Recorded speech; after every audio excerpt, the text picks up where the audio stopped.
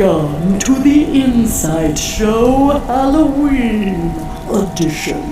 I am your host, Danielle Egnew, and you are a spirit on the wall to everywhere.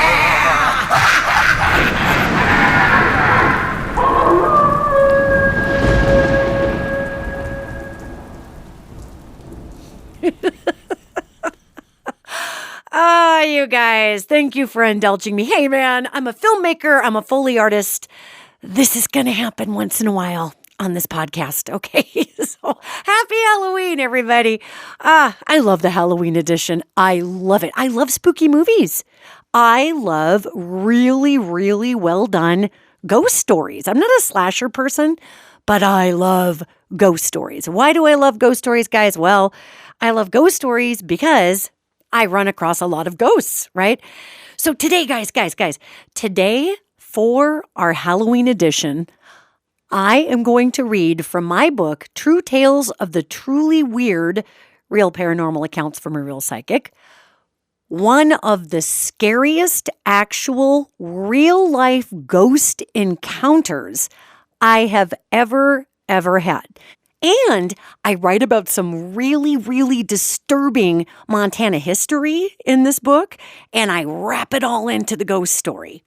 Now, this book I wrote, God, I guess it was back in 2012. I don't even know. That's a long time ago now. What is happening?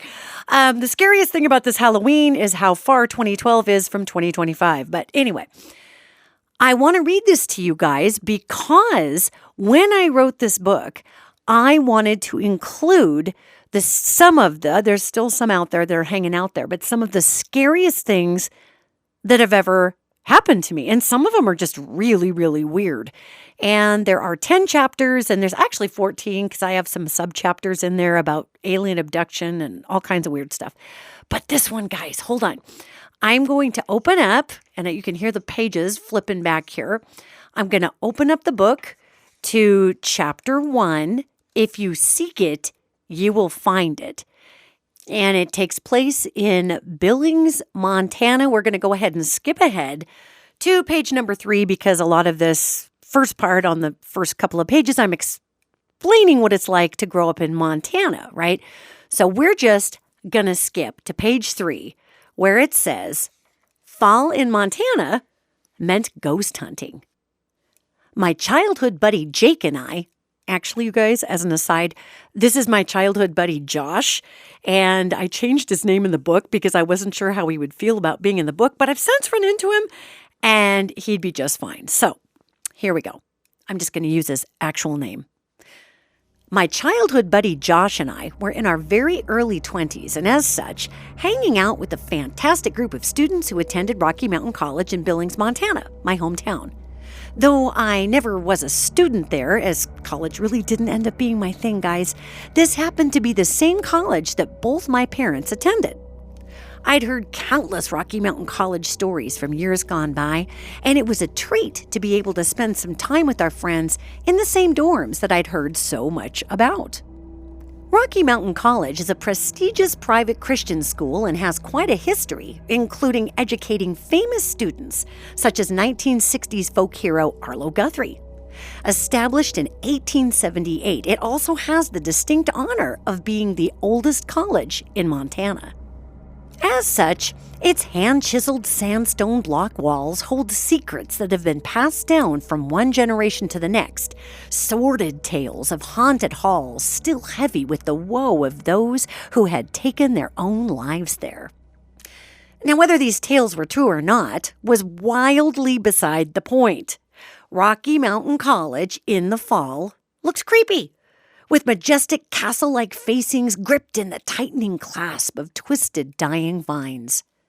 If a person wanted to scare themselves, this was the place to do it.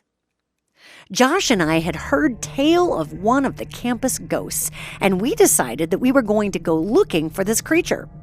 The lore went that many moons ago, Mr. Loskamp, a major benefactor to the college, donated money to build Loskamp Hall, the performing arts building, in honor of his wife's love of music and theater. That's really the only part of the story that remains consistent. The rest of the story breaks into a trickling vein of reality TV plot lines, but always ends with grief-stricken Mr. Loskamp hanging himself in one of the turrets of the Loskamp Hall after his wife's untimely death. Since Josh and I were aware that the college wouldn't leave the doors open to Loskamp Hall after hours, which of course we were certain was the time when the ghosts would be in residence, don't you know, we made sure to secure a back door so that we could slip in once the sun set. And set it did, to bring in sporadic bursts of raging winds that whipped up the brittle shells of fallen leaves. It was a scene from a John Carpenter movie, truly, the barren trees clacking as the night wind rattled their bony fingers together. We wanted to wait until midnight to start our creepy crusade, but considering the dark of the night came on much sooner in the fall, it felt quite late at 10 p.m. So, we went ahead as planned.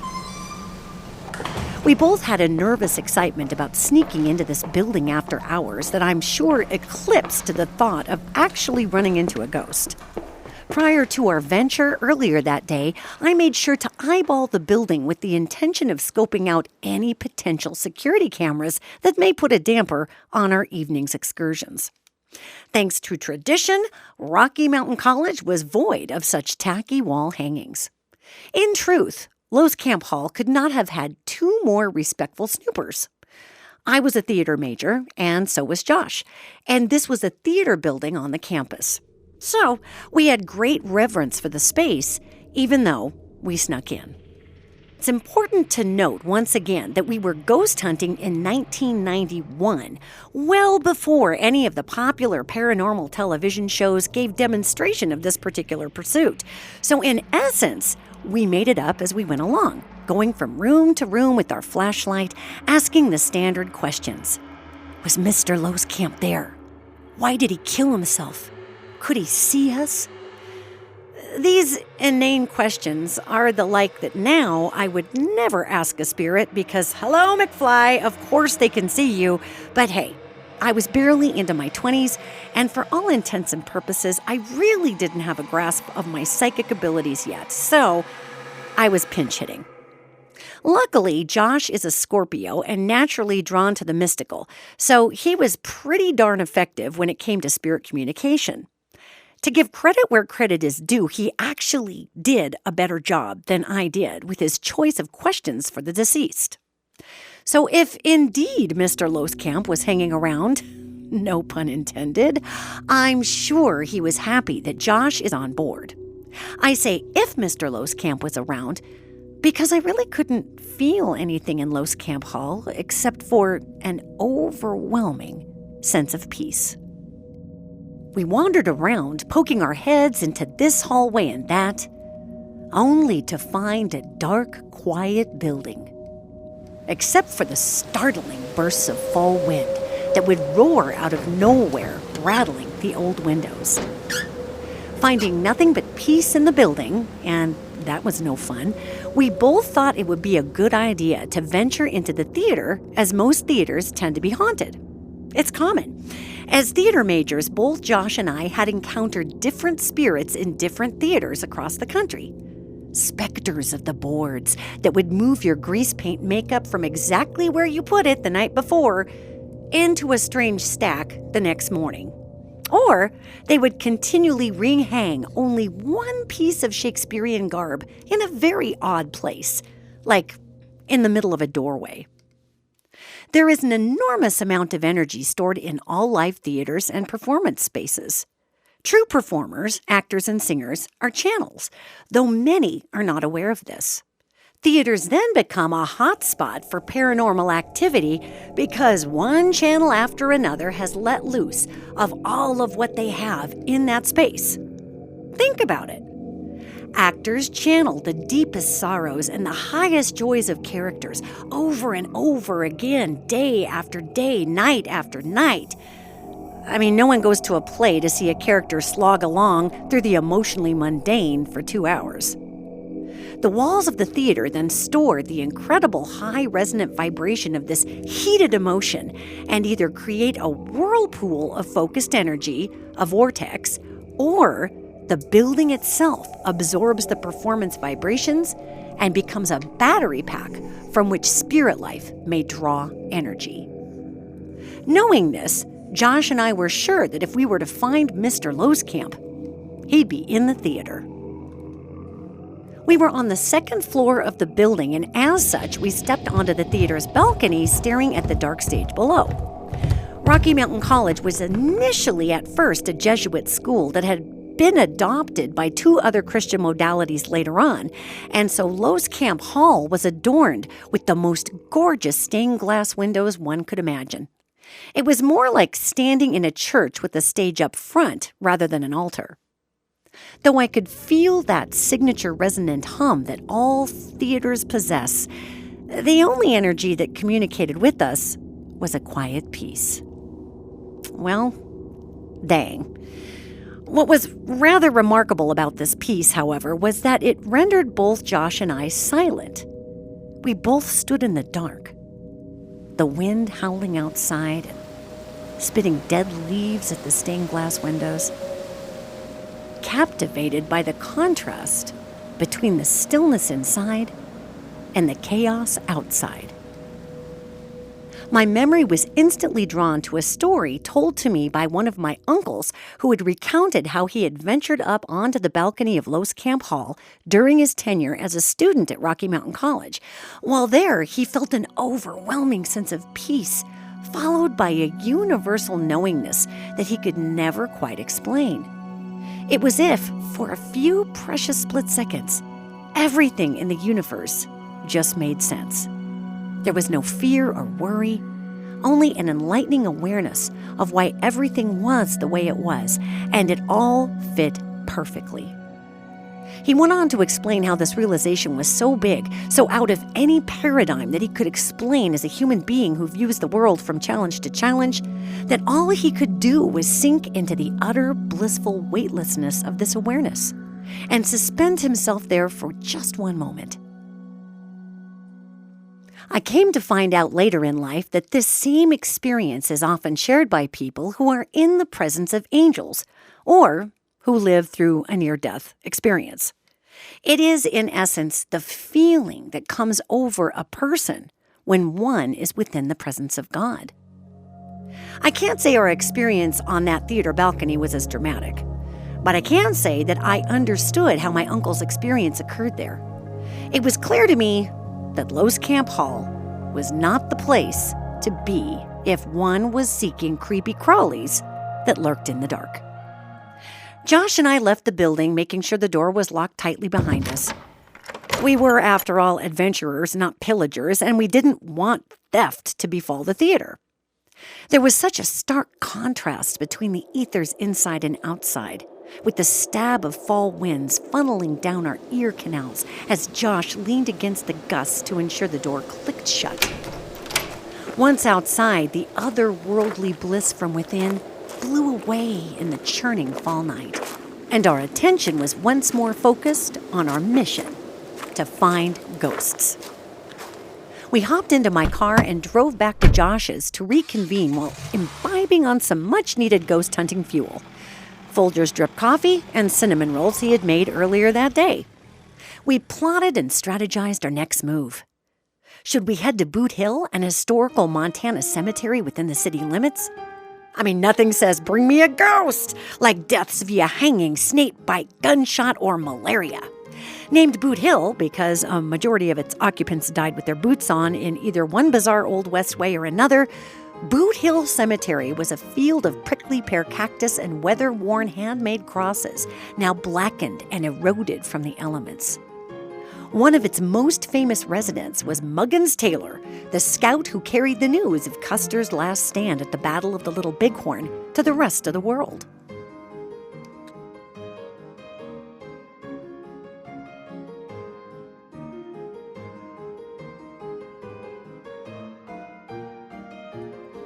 The historic cemetery's last burial took place in 1882. Once far away from the town site that provided its occupants, Colson, the rough-and-tumble but ill-fated boomtown across the river, Boot Hill was now awkwardly nestled directly below the low flight path of the Billings-Logan International Airport and wedged between an Applebee's and the appropriately titled Boot Hill Inn, a several-story Super 8 adjacent motel.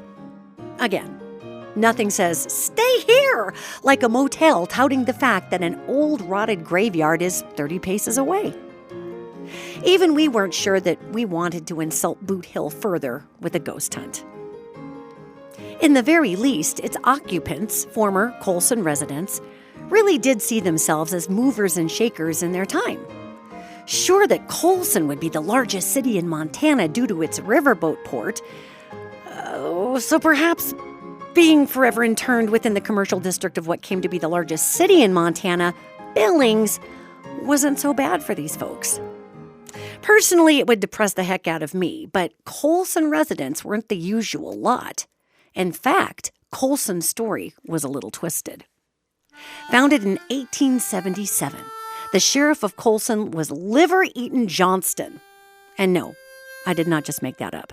Feel free to Google this historical wackadoodle. Liver Eaton Johnston was a big guy, 6 feet tall and over 200 pounds. He was a Civil War naval officer turned gold miner turned mountain man who took a native wife. In 1847, his wife was killed by Crow Indians, and Johnston was set ablaze with hatred for the Crow tribe. This hatred fueled a 12-year rampage against the tribe that would involve him cutting out and eating the liver of each man he killed. Not only was the act frighteningly barbaric, but it was a direct insult to the Crow, as by their customs, it reduced them to prey. The Crow would gut their animals that they killed in the field and eat the raw livers on the spot because they felt it passed on to them the life force of the beast. So to have one of their own devoured by Liver Eaton Johnston meant to have their life forces trapped within an enemy. It was pretty raw. And again, there's no pun intended there.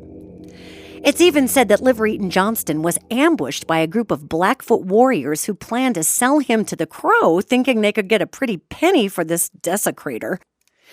As was customary for the Blackfoot, they stripped him to the waist and tied him with sinew lashings, posting a young guard outside. Johnston, not one to be turned over to a tribe who he'd been eating, chewed through the straps, knocked his guard flat with a crack to the face, then scalped the guard with his knife. As if that weren't enough, because apparently Liver Eaton Johnston was very thorough, he quickly sawed off one of his scalped captor's legs. He then made a break for the woods, surviving a 200-mile journey by eating, wait for it, the Blackfoot captor's leg, until he reached an outlying cabin belonging to a trapping buddy. Yep, this guy, Liver Eaton Johnston, was the sheriff of Colson, Montana. The best part of Colson was the fact that it was the extinct predecessor to Billings. Billings city limits are defined by natural boundaries, flanked on its north by a set of sandstone cliffs called the Rim Rocks, beneath which Boot Hill Cemetery sits, and flanked on the south by the mighty Yellowstone River, the very last and only major water arterial left in the nation that remains undammed. But back in Colson's day, Billings was nothing but a valley across the river called the Clark's Fork Bottom. Colson was a town the things of which classic westerns were made. Breaking in the Montana Territory, this raucous settlement sat in the shadow of the 800-foot-tall Sacrifice Cliff, where pre-westernized Crow Indian warriors would ride over the edge, offering their lives to the Great Spirit in hopeful exchange for a blessing of tribal deliverance from the onslaught of smallpox brought in on blankets by disingenuous cavalry traders. Germ warfare started early in this country. As was the habit of the white man, Colson was, of course, erected right at the base of this Crow Indian holy site known as Four Dances, and built on top of who knows how many bones of brave and horse with no respect for the native traditions. Caucasian hubris. Caucasians did love their opinions and their capitalism. Commercial sponsorship started early in Montana, which made sense since the state was acquired into the Union due to the commercial value of its mineral rights, coal, oil, and never-ending sea of bloodied buffalo pelts.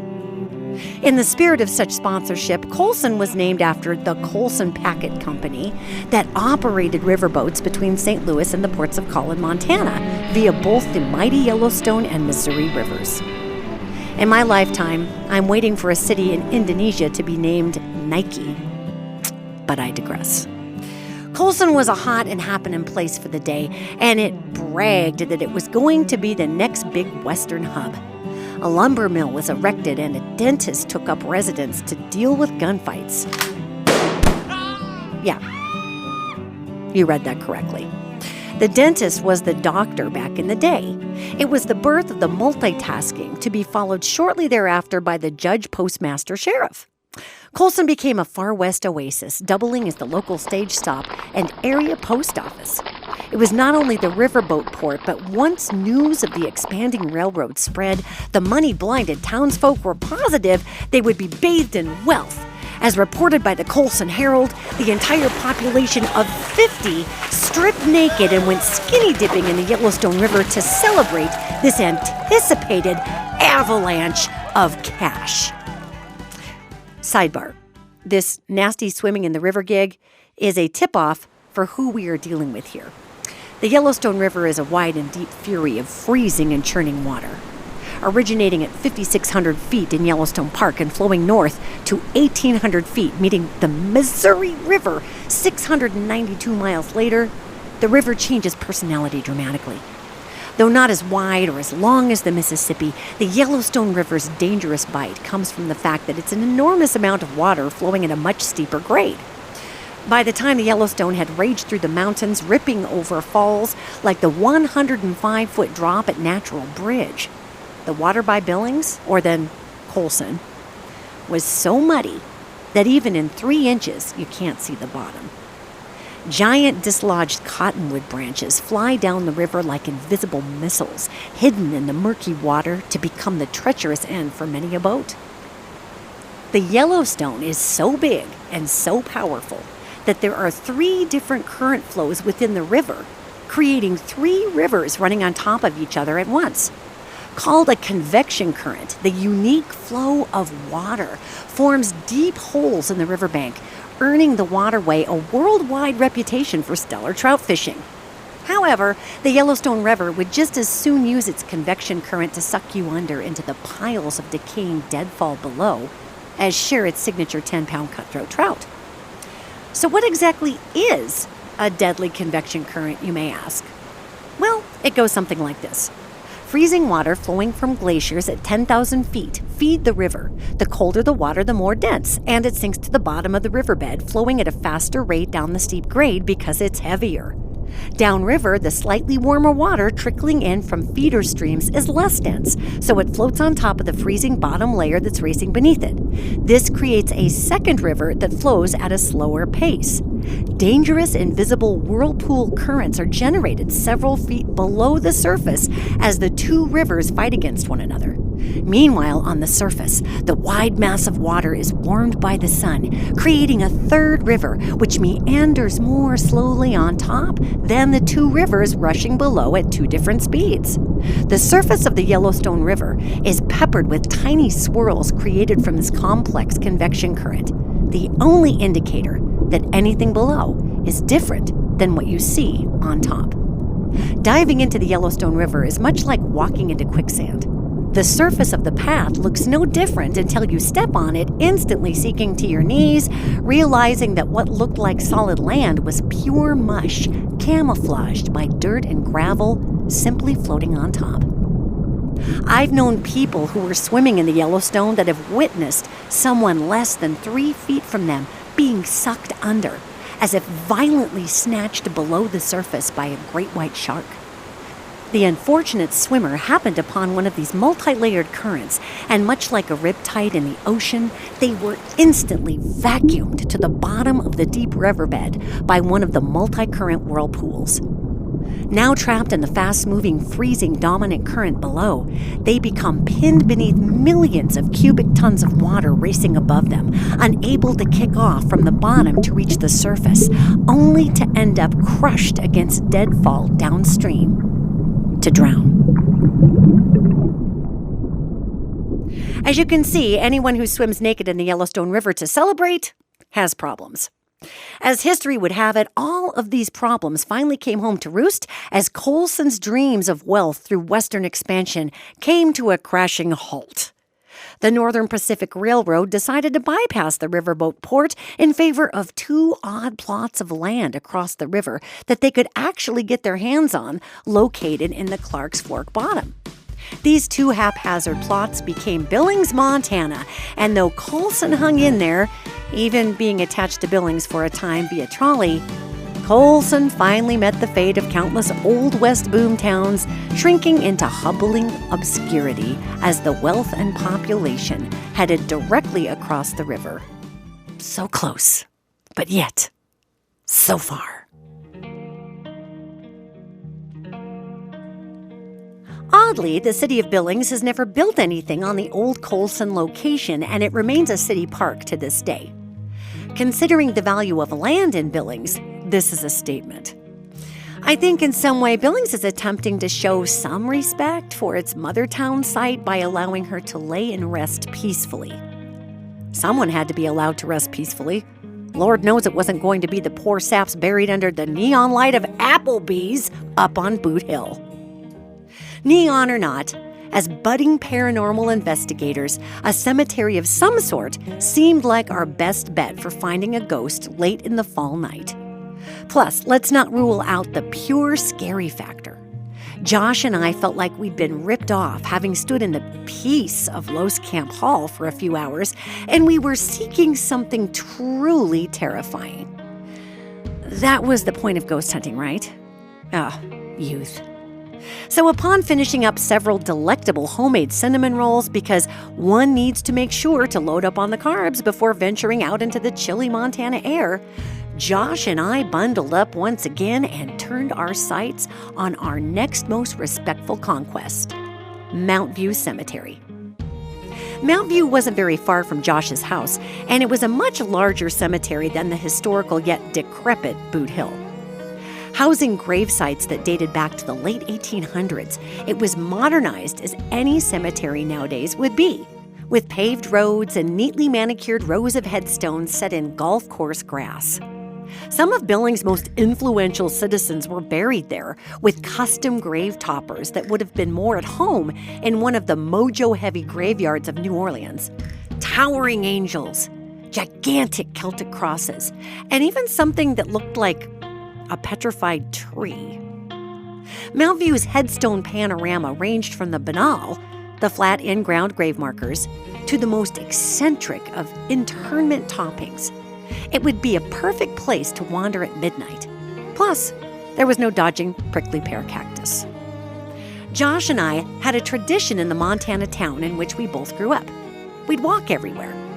It was a different time in a different world in a different state, and one could wander all over the city on foot in the dead of night, with nothing but the street lamps and a few owls staring back at you. In the summertime, we'd be joined by a few friends on this endeavor, and we'd all take turns holding a half-gallon of ice cream that, with 4 spoons, we'd all dip into while strolling. The fall excursions were not as well attended as the weather wasn't quite as hospitable. Yet we hardcore nighttime wanderers were not dissuaded from our trek. We set out on foot for about half a mile, hands buried deep in our pockets against the wind, and on our walk to Mount View discussed what we hoped we'd find. The night wind had picked up, and it was a perfectly creepy atmosphere in which to hunt the dead. Josh and I could not be more excited. We crested into Mount View, careful not to alert the groundskeeper.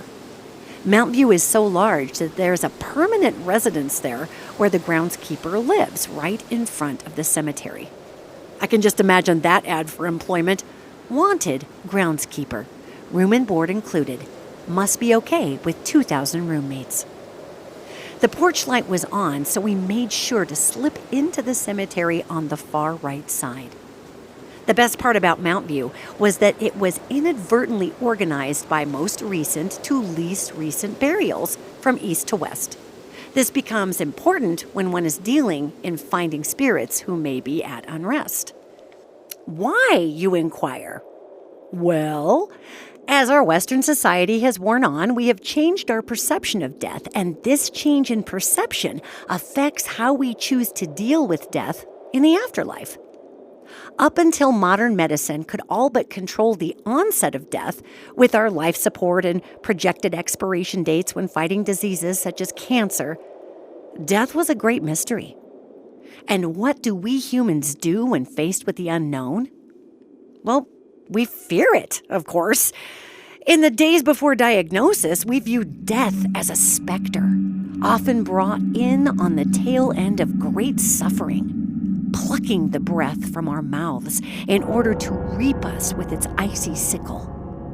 Back in the day, death was something that could come at any time, and there was no rhyme or reason for its arrival. The flu, childbirth, plague, and let's not forget the many mysteries such as consumption, later to be understood as cancer, seizure, diabetes, stroke. The health hazard list was endless. What we pop pills for today killed us yesterday, and none of it made any sense to those who were on the other end of death's indiscriminate whip.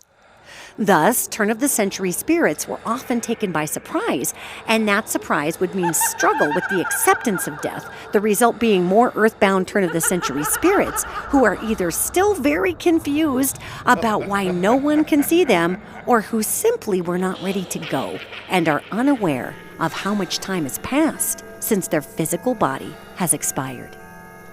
The interesting juxtaposition about this old-school view on death is the flip side of mystery, which is total acceptance.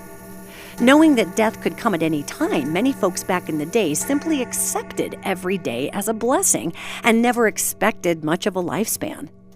Those folks crossed over very easily. Though accidents and untimely deaths still happen in modern times, today's mortal illnesses come with some sort of instruction manual.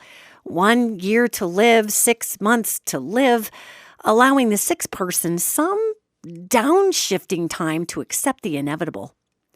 Though I don't know if I'm a fan of the projected death medical practice, because I've known plenty of people who have fought well beyond the odds to heal and live long lives to expire from old age.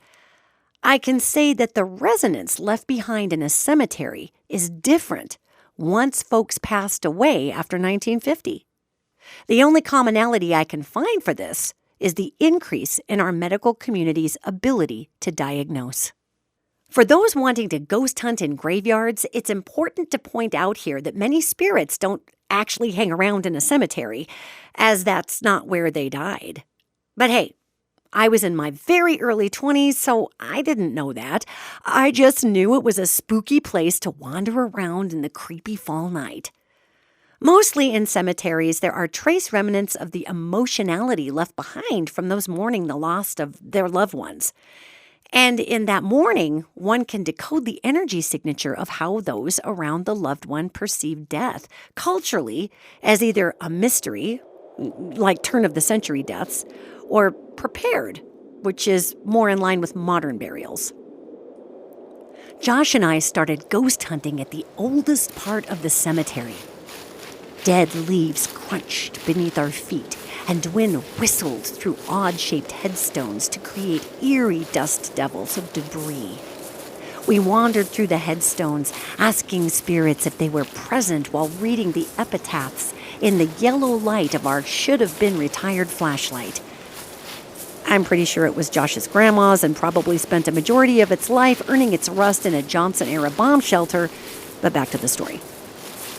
We'd find old family plots adorned with recognizable names that still ran established businesses in our town, and it was fascinating how the epitaphs changed as we walked farther west. Inscriptions on older headstones were far more heartfelt and impressive, even macabre, than their modern counterpart.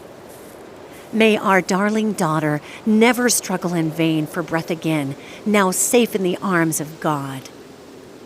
Once we tripped into the mid-20th century, full Bible verses, heartbreaking farewells, and ornate carvings gave way to loving mother. The night was wearing on, and though neither Josh nor I wanted to admit it, the midnight weather was turning sour. The cemetery seemed darker, and though that's exactly the kind of creepy we were looking for, the theory of creepy was much more fun than the pitch-black reality of the situation. We began to notice that it was difficult to read the headstones with the weak flashlight, and that's when it dawned on us that the moon had been snuffed out by thick clouds. And that's when the realization hit us. All the wind we'd experienced over the last several hours was heralding a whopper storm that had been blowing in over the Beartooth Mountains. It was the second half of the realization that was the stinger. We were on foot. For the first time, the catastrophic-looking thunderhead that had been barreling in our direction made itself known as silent flashes of purple lightning caught high within the cloud, then illuminated the body of the monster above. As is typical for Montana storms, the thunderhead was epic, vaulting miles into the sky and eclipsing the entire horizon. Considering Montana is big sky country, because when you look up, the sky is truly just huge. This was an indication that the storm was even more enormous. Being veterans of this climate, we realized that since the lightning was silent, it wasn't yet touching the ground close enough for us to hear the thunder. This gave us some time, and instead of being frightened, we were exhilarated. Our very own lightning storm, dead leaves, and a graveyard. In our young minds, we had hit a paranormal home run. A new enthusiasm in our sails, we weaved through the graveyard, asking spirits to come forward as we mused about how we'd wasted all that time looking for poor old Mr. Loskamp at the college when we'd hit the mother lode of Erie right here. As our flashlight began to fade even further to a milky eggshell color, the flickering of the oncoming lightning stepped in to briefly light up the entire cemetery, one headstone at a time. All we needed was a vampire and a werewolf, and we'd have a classic Universal Studios creature double feature. This is a good time to point out that back then I didn't know diddly squat about the physics of spirituality. So it didn't occur to me that this titan of a thunderhead contained off-the-charts amount of EMF, electromagnetic fields, and this EMF was charging the air, making the very atmosphere a ghost battery pack. Spirits will often draw EMF out of the air as fuel to move objects or to communicate. It also didn't occur to me that the rather steady and sudden battery drain in our flashlight began in the cemetery, and more so as the storm rode in. I just chalked it off to Josh's grandma's 5,000-year-old flashlight probably containing a 10,000-year-old double D battery, rather than the sudden battery drain that occurs when spirits pull energy from the air in order to manifest. Suddenly, here came that howling, telltale Montana wind, the stuff that says, "Yep, you're done for." This was the kind of wind that one usually associates with tropical storms, only there was nothing tropical about the bitter cold with which we were being flogged. I'm certain Hollywood could learn a thing or two about exfoliation and facial peels from the force of the wind raking glass-like bits of razor-sharp dead leaves against our cheeks. Ghosts be damned. By this time, we were seeking some sort of break from the weather. We headed for a small hill in the center of the cemetery containing a few trees. To heck with the threat of lightning, we were hoping the trunks would break the outrageous pre-Arctic gusts. Josh pulled up his collar, and I remember wrapping my arms around myself even tighter to lock out the bitter wind. The storm came up faster than we anticipated, the thunder now rumbling just off the periphery. We made the decision to wait it out under the trees in case it started to rain, and while under the trees, to find an abnormally large headstone to huddle behind, using it as a windbreak.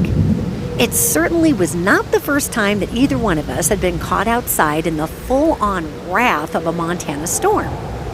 But it was the first time either one of us had been caught in a storm of this magnitude after midnight in a graveyard. And something was starting to not feel right about the entire situation. I recall the ethers around us changing, and I again attributed this fact to the storm's ability to plummet the barometric pressure. But deep down, I knew that wasn't the case. Storms don't make you feel like you're being watched. The flashlight was now barely sputtering light. It was kind of pathetic. We'd have to hold the flashlight inches from the headstones to make out the deeply carved letters. Finally, the old gal gave up with a pithy half flicker. Then, complete darkness.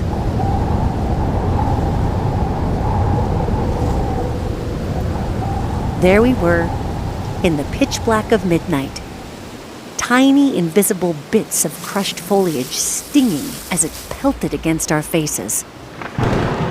Thanks to a brilliant flash of lightning, we saw a very large headstone less than 10 feet away, closer to the base of the tree.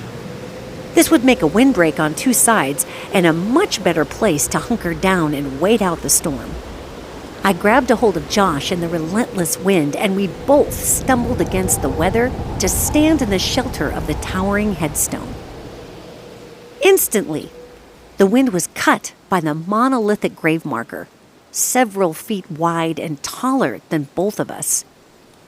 We both let out a breath, realizing we'd been holding ours to keep out the whipping dirt. The huge headstone was a few feet up the hill from us and looked more like a small wall. The wind whistled over the top of the granite and over our heads.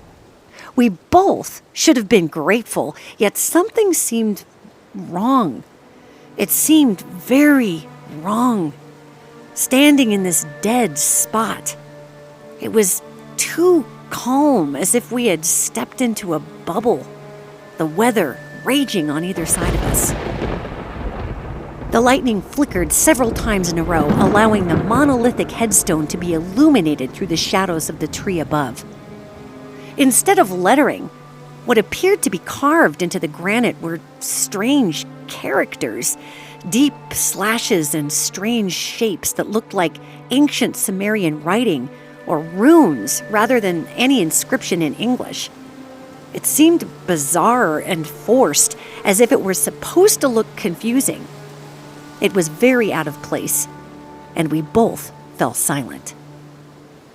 The hair on the back of my neck stood up, and it wasn't from the cold. I knew Josh well enough to suspect that from his silence, he had seen what I had seen. "Could you read that headstone?" I hollered to him above the howling wind. "No! It's just a bunch of slashes," he answered, trying to sound calm. "Do you think it's a language?" I inquired again, hoping he'd be familiar with something that I wasn't, because not only had Josh taken Latin in high school, but his family was Jehovah's Witness, and they often studied the translation of ancient languages. I don't know, he trailed off, the wind howling. This was a very bad sign. I was beginning to feel like a raccoon who realized its paw was caught in an invisible trap. Once an inviting relief from the weather, I could sense a consciousness in this towering black stone mass in front of us, and it leered at us in the dark. Suddenly, a sustained flash of lightning blew up the sky in a blinding white blast, and the huge headstone lit up. Across its granite face, in the place of the strange markings, were deep and unmistakably large letters spelling the name Los Camp. A loud crack of thunder punctuated the drop of both our jaws as if on cue, and the headstone fell black as the thunder rolled across the sky. I couldn't believe what I was looking at, and Jake's silence tipped me off that he couldn't believe what he was looking at either. In all of the places, of all of the headstones, in all of the cemeteries in Billings, we finally found Mr. Los Camp. No way, I uttered. Josh said nothing. I then started prattling on and on a mile a minute about how we were probably standing on the whole Los Camp family, how disrespectful that was, how wild it was that we found the family plot, and on and on and on, and I suddenly felt Josh grab my arm hard. It hurt, his fingers curling into my forearm, and that just wasn't like him. I could only make out his silhouette, though he was right next to me, and his silhouette felt panicked. The explosive lightning blew the sky white again, and I could see Josh, his eyes widened in fear, mouth gaping open, his other hand up to his throat, gesturing wildly. His chest heaved, yet not a peep came from his mouth, and his face was red. Boom went the thunder overhead, and Josh fell again into blackness, his silhouette taking off down the hill into the wind to stand in the open on the paved driving area below. I took off after him, the weather blasting against me. Once away from the shadow of the gravestone, he began to cough furiously. He clutched his chest, coughing. He continued to cough and cough, his back to the wind. "Are you okay?" I asked frantically. "What happened?" It was choking me. I couldn't breathe, he answered hoarsely, barely understandable, over the screaming wind as he hacked and coughed between words. I had to get out of there. At that moment, I knew we had to get out of the cemetery, period.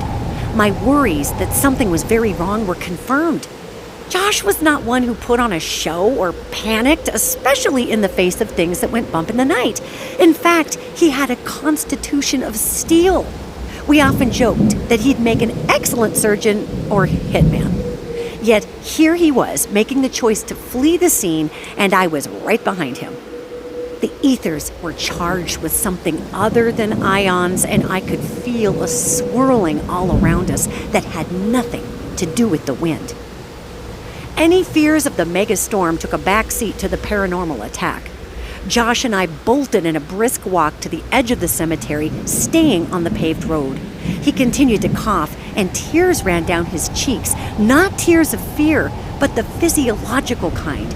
The kind of tears that form when a person just can't stop choking. Josh continued to keep his hand over his chest. Though he had a great difficulty speaking, he complained that the upper part of his chest was frozen from the inside out. He described the feeling as very painful, like a brain freeze, only in his bronchial tubes. "It felt like a cold claw reached down my throat," he said. "It burns."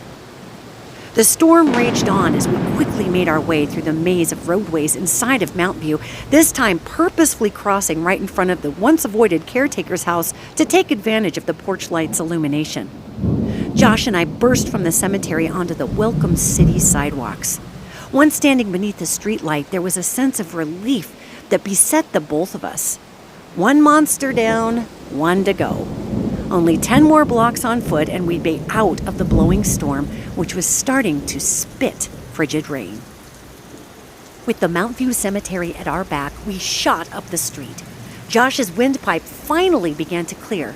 We chatted about what happened and how quickly the paranormal ambush had come on. We compared notes about how in the heck a tombstone that clearly read Los Camp had moments before looked like some sort of ancient druid etchings from the wrong side of a dark magic ritual. None of it made sense, and none of it involved Casper the Friendly Ghost answering our inane paranormal questions. As we continued up the sidewalk, the light rain whipping sideways, I once again began to feel uneasy. I noticed a twinge of something at my back. Though the cemetery was now over 2 blocks straight behind us, I could feel something coming. It was headed from the cemetery straight up the sidewalk. I didn't want to say anything to Josh as we just cleared up the fact that we wouldn't be going back to Mount View to ghost hunt. But this thing at my back was unnerving and barreling closer and closer. I stopped talking as I focused on what was coming, and oddly, I noticed that Josh too had stopped talking. Then I noticed that we had both stopped walking. I turned to him. "I'm gonna say a prayer." "Yes," he said urgently, barely letting me finish the word. Josh knew something terrible was coming too. He felt it, just like I did. I glanced down the sidewalk, and though I could see nothing with the naked eye, my third eye instantly recognized what was bearing down on us. From only the waist up, here came a hideous, translucent figure of an older woman from the turn of the century wearing a cream-colored high-necked dress with pearl buttons. Her hair rolled up in the popular Gibson style, her mouth gaping inhumanly wide in fury, and her pointed facial features stretched in an awkward way as she twisted her neck from side to side as if trying to slither out of her own skin. While hurling towards us, her gnarled hands clawed wildly through the air in front of her as if it would get her to us faster. Upon seeing her curled fingers, I recalled what Josh had said about the feeling of a cold claw down his throat. And here it was. The woman's eyes were pale white, where the color once lived, and the amount of rage and hatred that exploded out of this entity was palpable, even blocks away. Then I heard in my head a sandpaper voice.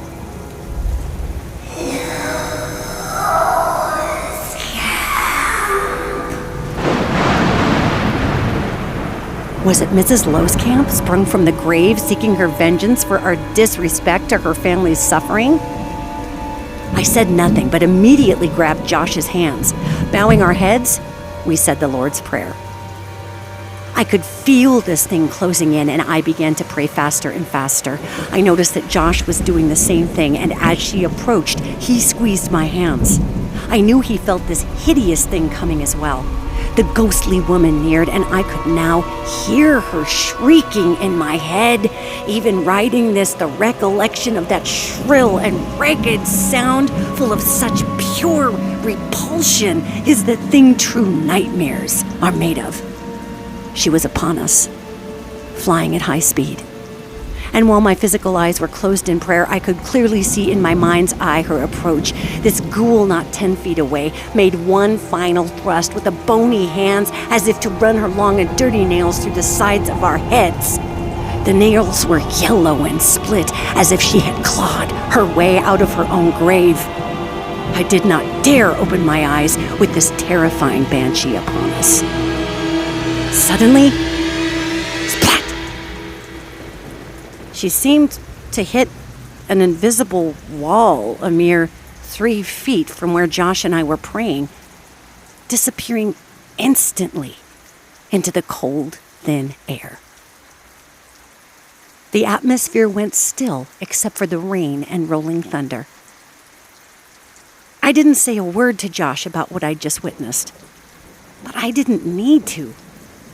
The moment this hideous creature ran head-on into the spiritual wall of protection that was around us, I noticed Josh's energy changed, and he exhaled as if in his mind's eye he had just witnessed what I had. We stopped praying. I started to talk. "Did you notice that crazy woman flying up the sidewalk?" "Yes," he answered. The ghoul had made itself known to the both of us. We compared a few notes, and he too had seen the exact same woman I had, right down to her shrieking mouth, dress, hair, and demonic manicure. I remember being blown away that we had both seen the same thing, yet neither of us had used our eyes to do so. That was my first lesson in psychic sight. Oddly, or not so oddly, depending on how you look at it, our walk home took us right next to the Kingdom Hall, which is a church for the Jehovah's Witnesses. We decided to be on the safe side lest another one of these things come flying around the corner, and we walked up and touched the door for good measure. I wasn't a Jehovah's Witness, but I figured God is God, and this was a house of God, so that was good enough for me with the way that our night was going. We stayed under the church awning until the rain lightened, along with our moods, and then continued to Josh's house, where we promptly drove off, and I headed home. On my drive home, I checked my rearview mirror obsessively, as I could not get that woman's horrific facial expression out of my mind. I was sure I'd find her leering at me from my back seat through those dead, milky eyes. I finally shook her from my thoughts long enough to reflect on what had occurred. Even though I was extremely inexperienced in the paranormal, it was painfully apparent to me that what we had been dealing with was in no way the ghosts of a human, let alone Mrs. Loskamp. In fact, the wretched ghoul was something much worse. A banshee wearing a person suit, and specifically wearing the suit of a person whom we had been seeking all night. When I thought about it, I realized we had not been attacked, but rather we'd brought the night's events on ourselves. We wandered into a graveyard seeking to be terrified. And though the Loskamps were nowhere to be found, and thankfully so for their sakes, something else, something awful, was waiting right there in the wings, happy to pinch hit, lurking in the dark for its chance to dive in and bring us exactly what we were looking for: utter terror. I've never returned to Mount View to find the Loskamp family plot under the tree, if it's even there. Perhaps it too was a specter. That cold Montana fall of 1991 was my first and hardest lesson in ghost hunting. If you seek it, it will find you. So be careful what you look for. Oh, thank you for hanging in there with that story. That gave me the creeps reading that. I remembered that's exactly how it happened, guys. Thank you so much for story timing with me in this Halloween episode of the InPsight Show. That was the first chapter of my book, True Tales of the Truly Weird. The chapter was If You Seek It, It Will Find You. If you want to read more real life, these are not exaggerated, these are real life stories that have happened to me over the years. You can find True Tales of the Truly Weird on Amazon, on Kindle, on Barnes & Noble. You can find it in hard copy. You can find a digital version. You can find it all over. So you can Google it anywhere. You can go to my website and find it, DanielleEgnew-advisor.com. If you really want to get the crap scared of you in your own home in the middle of the night. But as for this episode, thank you for tuning in to the InPsight Show Halloween podcast. Safely enjoy your specters and the thinning ethers of this time of year. Until next podcast, stay spooky.